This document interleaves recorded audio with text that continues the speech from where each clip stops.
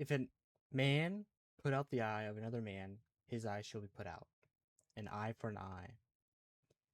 This is the Code of Hammurabi, or a law from the Code of Hammurabi, which is one of the oldest complete set of codes of conduct or laws, which I believe were set by the Babylonians to decide how we would punish those who harmed others. In this sense, they were saying if you harm someone,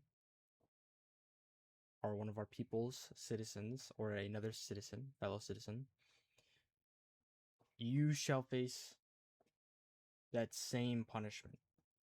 I say this because I was reading Reflections on the Guillotine by Albert Camus. It's like an essay on some of, I believe, the French's use of the guillotine and the death penalty. He sort of starts off speaking about how the French were using the guillotine as a way to intimidate those or intimidate criminals with the fear of persecution or dying. In some sense, they would use this to stop thievery. If you were a thief, head cut off. I'm sure among other things. But one of his main arguments was that if the guillotine is being used as a spectacle, why must we hide it away? Because they began holding these executions within the prisons, and if your argument is that of which you're using as a spectacle to intimidate criminals, why would you hide it away? I think there are 2 points in this that I really agree with. One is, how can you say that someone is either irredeemable or 100% guilty? And the second is that the use of punishment may be too severe for the crime committed. Alright, so there's a little bit of a time skip in when I was last speaking, but that's fine. Nonetheless, the first thing I want to talk about is the severity of crimes. Now, he talks about how, in some cases, the severity in which you are punished or the severity of the crime does not fit the punishment. Like the execution of thieves, or I think in the Code of Hammurabi, there's 2. If a doctor doesn't do his job properly, his hands will be cut off. And if an architecture doesn't do his job properly, and another man's son is killed because of that, he in turn, the architect's son, will then be executed. Same as the other man's. Now here, I don't think the punishment fits the crime. Although you could say that it's a son for a son, it's the father who did the crime. Same for public executions in France. There's people stealing, among other things, but I don't think stealing warrants death. Maybe labor or something else, but not death. I feel like a lot of these executions with the crimes that were being committed, the punishments did not fit. You should not be executed for stealing. You should be executed if you're going to use execution as a means to punish someone, it should be for them killing another human. Second thing to that is, I feel like we cannot execute a person unless we 100% know that they have committed the crime. Which, to be completely honest, we don't know. We can't know if well, and not in all cases, which is why we shouldn't execute. Because yes, there are some cases where we can know that someone 100% or there's some cases where we can know that someone 100% committed the crime. But there are also cases where we don't know. Take for example 12 Angry Men, old movie about 12 jurors in a room trying to figure out if they should put a young man to death for a crime that he committed, or if he did not commit the crime and should continue living. This they're weighing so many options, because if they all just unanimously agree without going through the proper channels, this innocent boy could be put to death.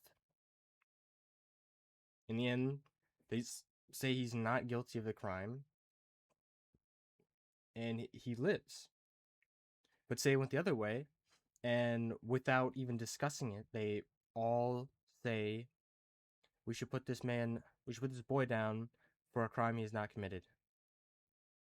Simple as that. An innocent person would have died.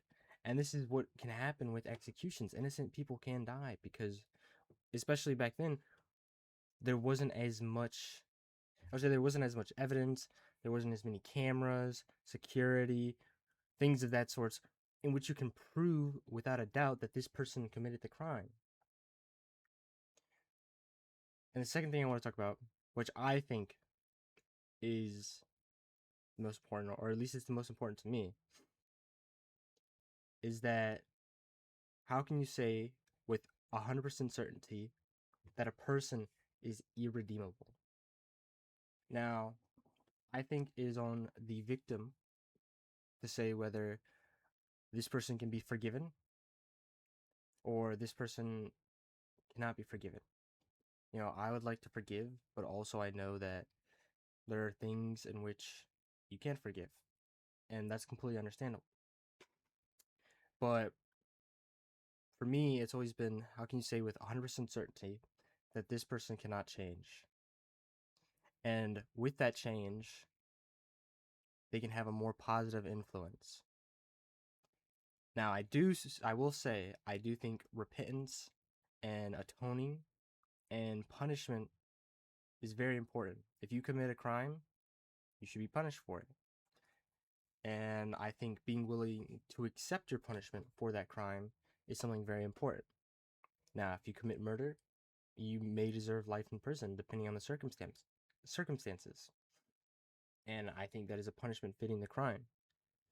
And now I think from prison, you could maybe have positive talks, or maybe guide the youth away from walking the same path as you, or being an advocate from prison for, maybe people who are in similar situations than you. I don't think that your past 100% defines you. I think you have to be prepared to accept the punishment while you're alive, but I think after, there are things you can do which redeem that action. So that when you do die,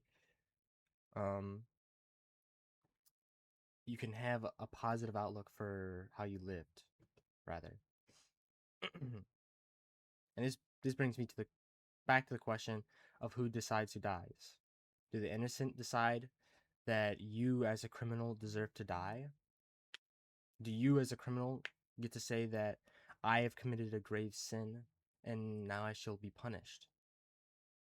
And I think this is an interesting question, because if the law decides who dies, I feel that can open a position where the law can say, even if you are not a true criminal, even if you are truly innocent, you can still be put to death. And that no matter what action you commit, you cannot, or no matter what permanent action you commit, you cannot be redeemed for it. And I would like to think that anyone can be redeemed, so long as they accept their punishment. Yeah. I don't think anyone should die. Well, I don't think any person should die. I think in my eyes, there are those who have crossed the line to where they are so outside of human thought or human repentance, to where you could argue that they don't deserve that chance to redeem themselves. But I say that is very rare and very few, if at all, existence. Because if you truly think about it, anyone can be redeemed. Um, I guess it's about whether we want them to or not. Yeah. I That's pretty much all I have to say.